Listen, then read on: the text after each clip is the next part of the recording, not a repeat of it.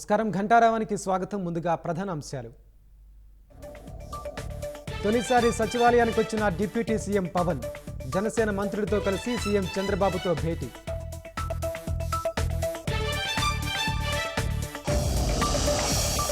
సచివాలయ మార్గంలో పవన్కు రాజధాని రైతుల బ్రహ్మరథం. గజమాలలో పూల వర్షంతో అడుగడుగునా నీరాజనం.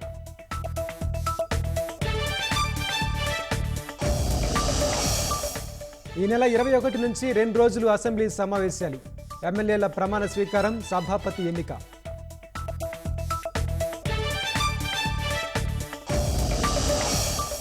ప్రజల తిరస్కారాన్ని ఈవీఎంలపై నెట్టేస్తూ జగన్ ట్వీట్.